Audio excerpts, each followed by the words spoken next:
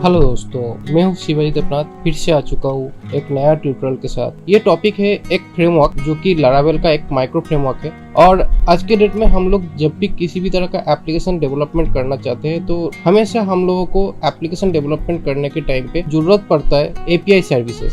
API services इसलिए जरूरत पड़ता है कि अगर हम लोग मोबाइल एप्लीकेशन डेवलपमेंट करते हैं या हम लोग एंगुलर, व्यूजेस, रिएक्ट जेस के साथ अगर काम करते हैं तो यहाँ पे एपीआई इंटीग्रेशंस का काम बहुत ही ज्यादा जरूरत पड़ता है। इसलिए हम लोगों को बहुत ही आसान तरीके से भी एपीआई सर्वर साइड से मिले ये भी जरूरत है। लेकिन ज्यादातर जो पीएचपी डेवलपर बिगिनर लेवल में है, जिनको बहुत ज्यादा डेवलपमेंट के लिए नॉलेज नहीं है, उन लोगों के लिए मैं ये ट्यूटोरियल करने जा रहा हूँ। जिसको बेसिक पीएचपी का नॉलेज आता है उन लोगों के लिए जो भी वेब सर्वर आप यूज करते हो उसी वेब सर्वर को यूज करके एपीआई कैसे बनाओगे जिसको आप अपने किसी भी तरह का एप्लीकेशंस में डेटा इंटीग्रेशन करने के लिए आपको हेल्प करे, वो मैं दिखाने वाला हूँ इसी वीडियो ट्यूटोरियल के अंदर।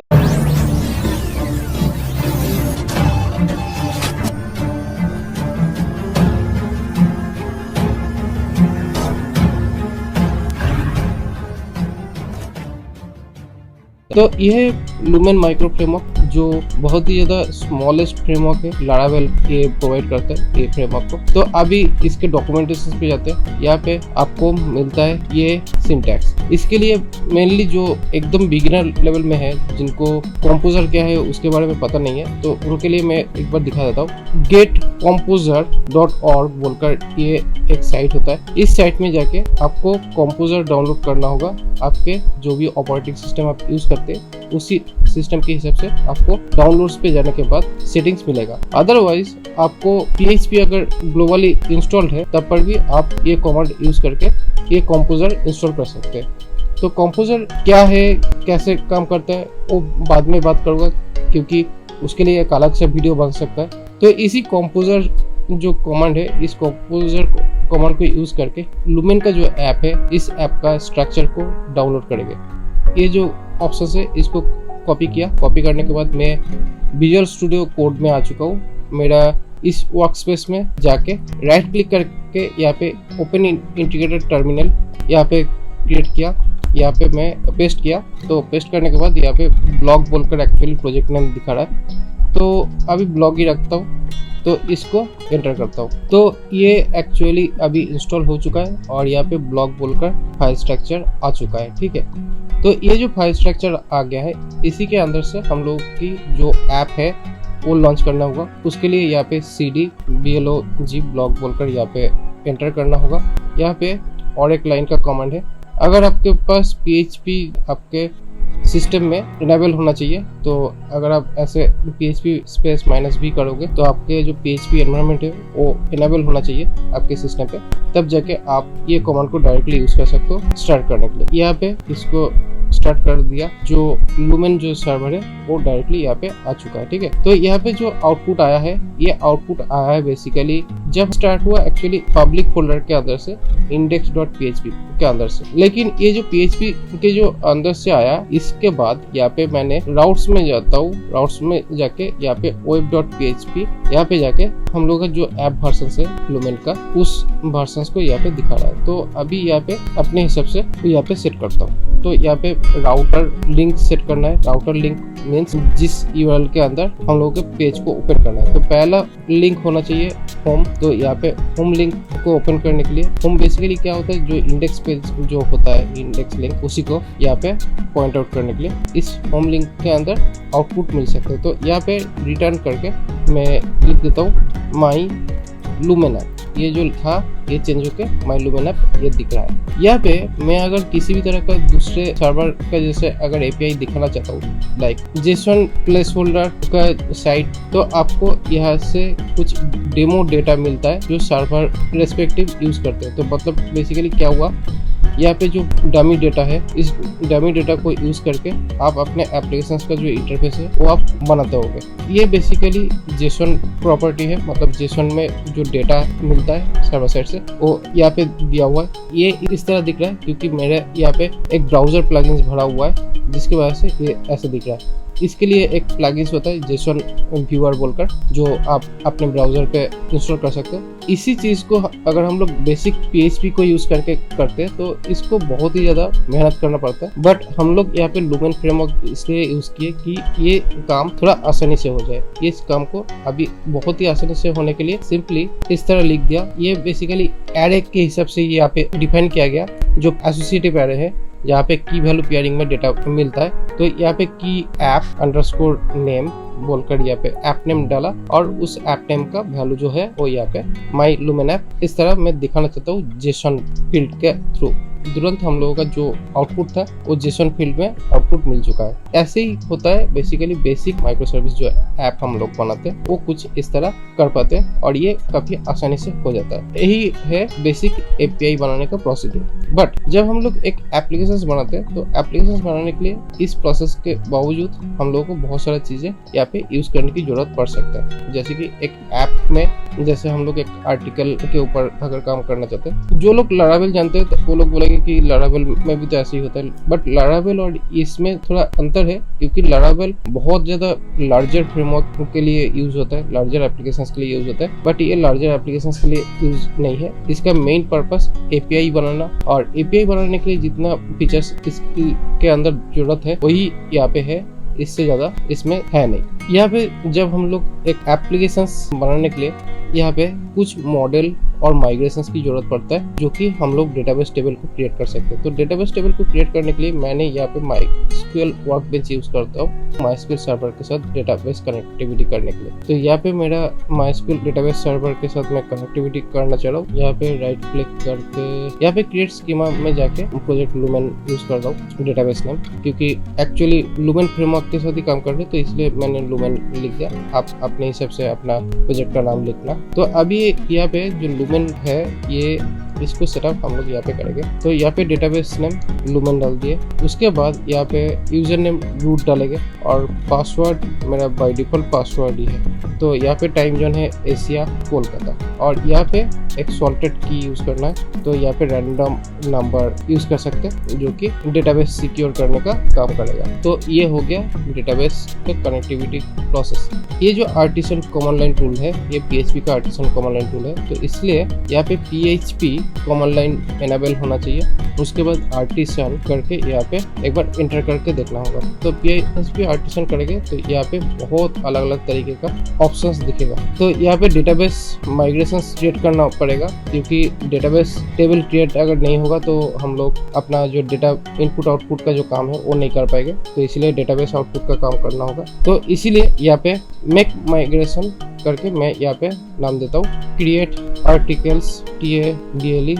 यहाँ पे क्रिएट आर्टिकल्स बोलकर टेबल क्रिएट करना होगा। तो ये डेटाबेस के अंदर माइग्रेशन फोल्डर है। माइग्रेशन फोल्डर के अंदर जाके यहाँ पे माइग्रेशन एक टेबल क्रिएट हो चुका है, जो कि मैंने यहाँ पे क्रिएट बोलकर जो फ्लैग यूज किया था उसी फ्लैग के वजह से यहाँ पे आर्टिकल्स बोलकर ये ऑप्शंस दिख गया। इस आर्टिकल्स के लिए मैंने यहाँ पे डेटाबेस स्कीमा सेट कर लेता हूँ। तो यहाँ पे पहला तो ID बाय डिफॉल्ट बैठ जाता है। उसके बाद यहाँ पे स्ट्रिंग करके यहाँ पे मैंने नेम देता हूँ जो होना चाहिए टाइटल। उसके बाद यहाँ पे टेबल करके यहाँ पे मैं दूसरा एक चीज़ बैठाता हूँ जो कि टेक्स्ट बोलकर यहाँ पे एक टेक्स्ट फील्ड बैठाता हूँ जिसका मैं नाम देता हूँ कंटेंट, जो कि पेज कंटेंट होना चाहिए। इसके अलावा और ज़्यादा कुछ चीज़ की जरूरत नहीं है। और एक हो सकता है कि यहाँ पे यूज़र ID डालना चाह सकते हैं, तो यहाँ पे एक इंटीजर करके यहाँ पे यूज़र ID लिंक कर सकते हैं। ये नालेबल कर देते हैं। ये दो फील्ड जो है ये दो फील्ड मैंडेटरी हो गया है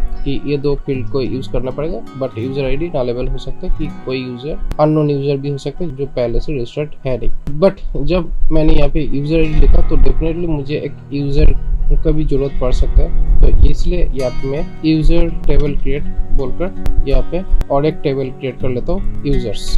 तो यहाँ पे यूजर्स रजिस्ट्रेशन के लिए यूजर्स का नेम मिलना चाहिए। उसके बाद एक यूजर रजिस्ट्रेशन भी कराएंगे जो अपने ईमेल के साथ यूजर रजिस्टर हो सकता है, और ये यूनिक होना चाहिए ईमेल ID। उसके बाद यहाँ पे टेबल स्ट्रिंग पासवर्ड भी होना चाहिए जो मैंडेटरी है। और इसके अलावा एक टोकन यूज कर सकते हैं जो पहले से ऑथेंटिकेट हो जाता है, उसके बाद एक टोकन हम लोग सेव करके रख सकते हैं जिससे बार बार यूजर आईडी पासवर्ड देने की जरूरत ना पड़े। तो इसलिए यहाँ पे टोकन बोलकर एक ऑप्शंस यहाँ पे डाल के रख देता हूँ। और ये भी इनेबल होना चाहिए, मतलब हमेशा के लिए टोकन इनेबल नहीं होगा। जब नया नया डिवाइस में लॉगिन होगा तो पुराना जो टोकन होगा वो एक्सपायर करके नया टोकन जनरेट होगा और उसी टोकन से हमेशा नया डिवाइस के थ्रू लॉगिन कर पाएगा एक यूजर। मल्टीपल डिवाइसेस में लॉगिन होने का ऑप्शन नहीं रहेगा। तो ये सारे काम एपीआई बेसिस में होगा। अभी ये डेटाबेस टेबल जो है इसको अभी क्रिएट करना होगा। यहाँ पे माइग्रेट बोलकर ये ऑप्शंस यहाँ पे डालना है। ये जो माइग्रेट टेबल है ये क्रिएट हो चुका है। अगर यहाँ पे रिफ्रेश करते इस लुमेन के अंदर 3 टेबल क्रिएट हुआ है। 2 टेबल हम लोग क्रिएट किए और तीसरा जो टेबल है ये ऑटोमेटिकली लुमेन का थ्रू, मतलब ये लारावेल फ्रेमवर्क, लुमेन फ्रेमवर्क जो भी बोलते हैं उसी फ्रेमवर्क के थ्रू ये क्रिएट हो चुका है। ये जो फील्ड है, जो फील्ड मैंने हम लोग लिखे थे उसी फील्ड में ये सारे फील्ड आया है। अभी ये जो 2 टेबल क्रिएट कर चुके हैं, इस 2 टेबल का डेटाबेस कनेक्टिविटी अभी करना है। अभी इस ऐप फोल्डर में जाना पड़ेगा। यहाँ पे यूजर्स बोलकर एक ऑलरेडी टेबल बना हुआ है। तो इस यूजर्स टेबल के अंदर नेम, ईमेल और पासवर्ड ऑप्शंस हम लोग की जरूरत पड़ेगा। इसके बाद दूसरा एक मॉडल क्रिएट करेंगे जिसका नाम होगा आर्टिकल मॉडल, क्योंकि हम लोगों का यहाँ पे आर्टिकल भी क्रिएट करना होगा। तो यहाँ पे आर्टिकल मॉडल क्रिएट करने के लिए PHP, तो यहाँ पे नेम स्पेस पहले यूज करना होगा। नेम स्पेस मेनली ये जो ऐप फोल्डर है, इस ऐप फोल्डर को मेंशन करने के लिए app/models करके ये छोड़ना होगा। उसके बाद यहाँ पे हम लोग अपना क्लास जो है वो यहाँ पे क्रिएट करना है। क्लास का नाम है आर्टिकल। ये एक्सटेंड करेंगे हम लोग मॉडल क्लास। ये मॉडल क्लास जो होता है ये लुमेन फ्रेमवर्क या लारावेल फ्रेमवर्क का एक ऑप्शन है जहाँ से हम लोग डेटाबेस को इंटरफेस है वो कॉल कर सकते हैं, जिससे हम लोग डेटाबेस को कनेक्ट कर सकते हैं। जैसे कि यहाँ पे जो फ्लेबल ऑप्शन था वैसे ही यहाँ पे भी फ्लेबल ऑप्शन हम लोग क्रिएट कर सकते हैं। प्रोटेक्टेड करके यहाँ पे कॉपी कर देता हूँ। अभी इस पार्ट को यहाँ पे फ्लेबल ऑप्शंस में डाल के यहाँ पे टाइटल एंड कंटेंट और एक यूजर आईडी भी था, ये 3 ऑप्शंस हम लोग अपने आर्टिकल सेक्शंस पे रखा था। अभी हम लोगों को HTTP फोल्डर के अंदर जाना पड़ेगा। यहाँ पे कंट्रोलर पे जाना पड़ेगा। कंट्रोलर पे जाके यहाँ पे कंट्रोलर हम लोग अपने हिसाब से बनाना पड़ेगा। तो यहाँ पे एक एग्जांपल कंट्रोलर दिया हुआ है तो किस तरह लिख सकते हैं। तो यहाँ पे मैं अपना एक कंट्रोलर क्रिएट करता हूँ, जिस कंट्रोलर का नाम देता हूँ यूजर कंट्रोलर .php करके। यहाँ पे एक यूजर कंट्रोलर क्रिएट किया। अभी यहाँ पे एग्जांपल कंट्रोलर है, इसको कॉपी करके यूजर कंट्रोलर जो फाइल है इसके अंदर पेस्ट करते, इसमें लिखते यूजर कंट्रोलर करके इसको सेव कर। और दूसरा एक कंट्रोलर क्रिएट करना होगा जिसका नाम होगा article controller. Article controller .php, इसमें भी हम लोग आर्टिकल कंट्रोलर को सेटअप किया।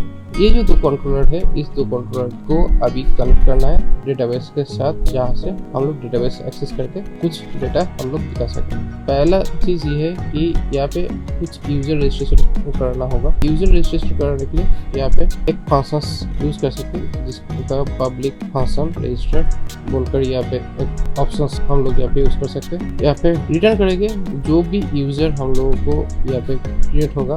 तो यहाँ पे ये जो यूजर मैंने लिखा इसका मतलब ये यूजर मॉडल जो है इसको मैंने कॉल किया। तो यहाँ पे यूजर मॉडल कॉल करने के बाद यहाँ पे यूज कर रहा हूँ क्रिएट बोलकर एक फंक्शन। इस क्रिएट फंक्शन के अंदर हम लोग सर्वर से जो भी डेटा आएगा उसको इनपुट में डाल देंगे। उसके लिए यहाँ पे रिक्वेस्ट बोलकर यहाँ पे एक क्लास होता है, उसी रिक्वेस्ट पे जो भी इनपुट मिलेगा वो रिक्वेस्ट हम लोग डेटाबेस के अंदर सेव करेंगे। तो अभी मुझे यहाँ पे एक बार चेकअप करना है कि मुझे जो रिटर्न चाहिए वो मुझे सच में मिल रहा है या नहीं। तो उसके लिए मैंने ओनली रिक्वेस्ट को रिटर्न कर रहा हूँ। तो रिटर्न करके अभी मैं देखना चाहता हूँ। पोस्टमैन बोलकर यहाँ पे एक एप्लीकेशन होता है जिसके अंदर से इसको देख सकते हैं। यहाँ पे मेनली ये जो यूजर कंट्रोलर जो मैंने बनाया, इस यूजर कंट्रोलर को अभी कनेक्ट कराना होगा राउटर के थ्रू, राउटर के अंदर। तो यहाँ पे राउटर के अंदर करने के लिए एक ऑप्शंस यहाँ पे डालना होगा। यहाँ पे राउटर पोस्ट एपीआई यहाँ पे यूज करना है। तो पोस्ट एपीआई यूज करके यहाँ पे API and point, request and point बोल सकते हैं, जहाँ पे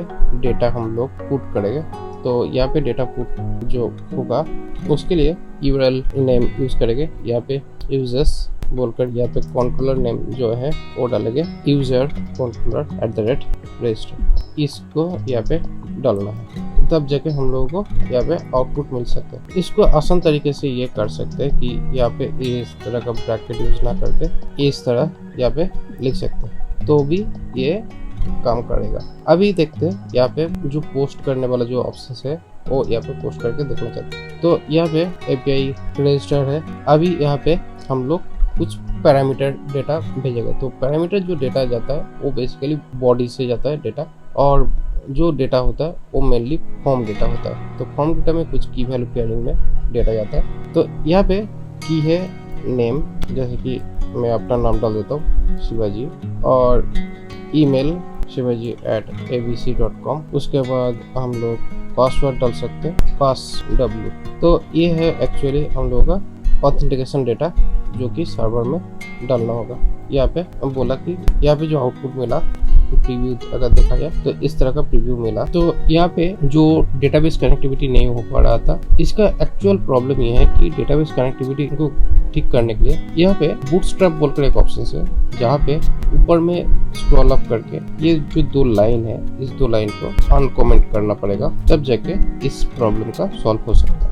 तो अभी फिर से इसको देखते हैं। तो यहाँ पे सेट किया, तो यहाँ पे क्या हुआ, ऑलरेडी डेटाबेस में डेटा गया, और डेटा जाने के बाद यहाँ पे डेटा अपडेट होकर निकल आया। यहाँ पे डेटाबेस में जाके देखिए तो यहाँ पे ऑलरेडी ये डेटा डेटाबेस में जा चुका है। तो यहाँ पे और एक में डेटा पास करना चाहता हूँ, बट यहाँ पे और एक यूजर रजिस्ट्रेशन करना चाहता हूँ, क्योंकि यहाँ पे जो रजिस्ट्रेशन हुआ है यहाँ पे पासवर्ड जो था ये नॉन एनक्रिप्टेड था, बट ये पासवर्ड हमेशा एनक्रिप्टेड होना चाहिए। यहाँ पे पासवर्ड एनक्रिप्शन करने के लिए यूजर कंट्रोलर पे जाके जब रजिस्ट्रेशन हो रहा था इस तरह ऑप्शन डालना है, नेम करके यहाँ पे रिक्वेस्ट इनपुट करके यहाँ पे नेम को पुट करते हैं। उसके बाद ईमेल है जो कि ईमेल फील्ड होना चाहिए। उसके बाद यहाँ पे पासवर्ड होना चाहिए। इस पासवर्ड को फिल करने के लिए यहाँ पे हैश बोलकर एक क्लास होता है जिसको यूज करके यहाँ पे मेक, यहाँ पे जो पासवर्ड आएगा उसको यहाँ पे सेटअप कर देना होगा। अभी फिर से एक बार देखते हैं कि हम लोगों का जो रिक्वेस्ट है वो कैसे आता है। तो यहाँ पे शिवाजी की जगह पे सुजय और पासवर्ड ऐसे डालते हैं। अभी इसको सेव कर देते हैं। तो यहाँ पे सुजय का जो डेटा है वो जा चुका है, और अभी इस डेटा को आउटपुट देखना चाहते हैं कि अभी यहाँ पे डेटाबेस में किस तरह डेटा घुसा। तो यहाँ पे सुजय डेटा गया, और यहाँ पे जो पासवर्ड है वो एनक्रिप्टेड हो चुका है। अभी यहाँ पे और एक फंक्शन बनाते हैं जो कि लॉगिन के लिए। यहाँ पे भी रिक्वेस्ट आएगा, और यहाँ पे रिक्वेस्ट पासवर्ड ये जाएगा। अभी यहाँ पे जो पासवर्ड हम लोगों को मैचिंग करना है उसके लिए यहाँ पे पहले चेकअप करना होगा, यूजर फाइंड करना है। तो where email equal to request email हो, यहाँ पे जिसके ईमेल के साथ डेटा मिल जाते हैं उसको पहले चेकअप करना होगा फास्ट, क्योंकि यहाँ पे जो डेटा मिलेगा उसको यूजर फील्ड में स्टोर करेंगे, इसीलिए यहाँ पे यूजर बोलकर इस यूजर फील्ड में स्टोर किया। उसके बाद पासवर्ड चेकअप करना होगा। तो यहाँ पे पासवर्ड ऑथेंटिकेशन के लिए, तो यहाँ पे पासवर्ड चेकअप जब तक नहीं होगा तब तक ये लॉगिन नहीं हो पाएगा। यहाँ पे जो रिक्वेस्ट थ्रू जो इनपुट डेटा आया था वो होगा पासवर्ड फील्ड से जो डेटा आया था, और यहाँ पे जो वैल्यू स्टोर्ड है यूजर्स के अंदर उसको चेकअप करेगा। अगर ये ट्रू होता है तो यहाँ पे एक टोकन की जनरेट होगा जो कि फिर से इसके अंदर सेव होगा। यहाँ पे एक टोकन की जनरेट करके सेव करेंगे, जो कि टोकन बोलकर जो फील्ड है उसके अंदर एक टोकन की सेव करेंगे। तो यहाँ पे देखते हैं टोकन नाल है, तो यहाँ पे आफ्टर लॉगिन एक टोकन की जनरेट होगा। तो यहाँ पे टोकन की जनरेट करने के लिए यहाँ पे हैश मेक करके एक टोकन की जनरेट करेंगे, जिस टोकन की को यहाँ पे str क्लास होता है, रैंडम लेंथ यहाँ पे यूज कर सकते हैं। यहाँ पे मैं 16th लेंथ रैंडमली यूज करके टोकन की जनरेट करेंगे। उसके बाद यहाँ पे ये जो टोकन की होगा इसको सेट करेंगे। उसके बाद यहाँ पे रिटर्न करेंगे इस यूजर डेटा को जो लॉगिन हो जाने के बाद मिला है, और अगर नहीं मिलता है तो यहाँ पे रिटर्न नो यूजर अवेलेबल ये मैसेज चला जाएगा। यही होगा बेसिकली लॉगिन प्रोसेस। अभी ये जो लॉगिन ऑप्शंस बनाया गया इसको भी रजिस्टर करना होगा, तो ये भी पोस्ट में जाके यहाँ पे लॉगिन डालना होगा। अभी यहाँ पे लॉगिन डालने के लिए यहाँ पे मैं और एक नया रिक्वेस्ट क्रिएट करता हूँ। नया रिक्वेस्ट क्रिएट करके यहाँ पे पोस्ट लेता हूँ। पोस्ट लेने के बाद यहाँ पे जो यूआरएल है जिस सेम यूआरएल कॉपी करके मैं यहाँ पे दूसरा यूआरएल जो कि लॉगिन है, तो लॉगिन का जो डेटा है यहाँ पे पहला ईमेल है sujoy@abc.com, पासवर्ड PASS पास।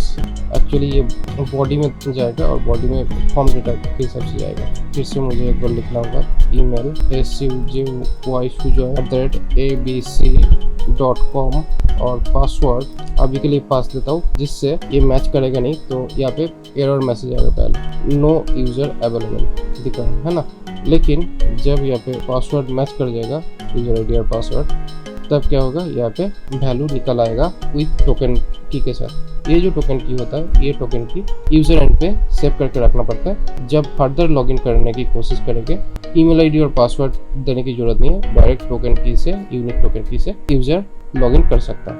अभी आर्टिकल का भी ऑप्शंस बनाना पड़ेगा, वो भी सेम टाइप का होगा। यहाँ पे आर्टिकल्स में जाके पब्लिक फंक्शंस करके आर्टिकल लिस्ट दिखाना चाहता हूँ, तो आर्टिकल लिस्ट दिखाने के लिए रिटर्न जितने भी आर्टिकल होगा सारे आर्टिकल यहाँ पे आना चाहिए। उसके बाद यहाँ पे आर्टिकल क्रिएट करने का ऑप्शन चाहिए, तो यहाँ पे हम लोग आर्टिकल ऑप्शंस क्रिएट कर सकते हैं। तो यहाँ पे आर्टिकल ऑप्शंस क्रिएट करने के लिए क्रिएट बोलकर यहाँ पे मेथड यूज कर लो, जिससे आर्टिकल क्रिएट होना आसान हो जाए। तो यहाँ पे रिक्वेस्ट HTTP से ये रिक्वेस्ट करना चाहिए। उसके बाद यहाँ पे रिटर्न करेंगे कि जो आर्टिकल्स यहाँ पे क्रिएट हुआ उसको यहाँ पे दिखा पाए। तो यहाँ पे रिक्वेस्ट डॉट इनपुट जो भी इनपुट आएगा उसको यहाँ पे डायरेक्टली डाल दिया जाएगा। यही है बेसिक, बहुत ही सिंपल सा प्रोसेस में यूजर आर्टिकल क्रिएट करना। तो यहाँ पे मैं यूजर आर्टिकल क्रिएट करने के लिए और एक यूआरएल ओपन करता हूँ। अभी यूआरएल रजिस्टर करना होगा क्योंकि विदाउट यूआरएल रजिस्ट्रेशन ये आर्टिकल काम नहीं करेगा। ये था यूजर SECTION यूजर सेक्शंस, और इसके अलावा आर्टिकल सेक्शन। यहाँ पे आर्टिकल सेक्शंस के लिए राउटर करके गेट मेथड के अंदर यहाँ पे राउटिंग सेटअप सेट करेंगे जिसमें आर्टिकल्स दिखाना चाहता हूँ। तो यहाँ पे आर्टिकल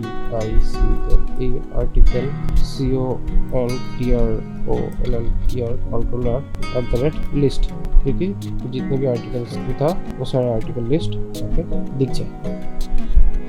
आर्टिकल क्रिएट करने का ऑप्शंस डालना होगा, तो उसके लिए मेथड यूज करना होगा पोस्ट, और यहाँ पे क्रिएट होगा। ठीक है, तो ये हो गया article create and post. Articles बोलकर यहाँ पे गेट में डालेंगे, तो यहाँ पे कुछ भी डेटा है नहीं अभी के लिए। यहाँ पे यूआरएल जो बना इसी सेम यूआरएल को यहाँ पे पेस्ट करना है। इसके अंदर हम लोग पोस्ट मेथड को यहाँ पे यूज करने वाले।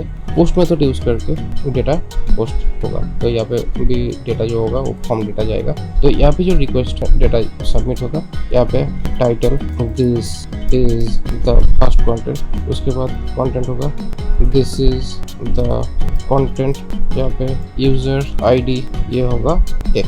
तो अभी इसको सबमिट किया जाए, तो यहाँ पे ऑलरेडी डेटा आ चुका है। यहाँ पे COND second content, second user ने ये डेटा डालने वाला है। तो ये हो गया, तो डेटा घुस गया, और अभी यहाँ पे जाएंगे तो यहाँ पे 2 डेटा दिख जाता है। और साथ ही साथ हम लोगों को यहाँ पे ब्राउजर में आर्टिकल्स ARTICLES यहाँ पे मिल जाता है। तो यही है बेसिकली API बनाने का प्रोसीजर।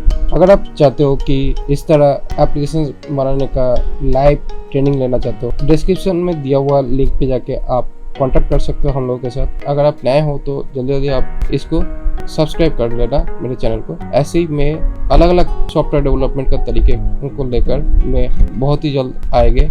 आपको कंप्लीट डेवलपर बनने का मौका मिलेगा मेरे सारे ट्यूटोरियल्स को फॉलो करके। मिलते हैं अगले ट्यूटोरियल्स में।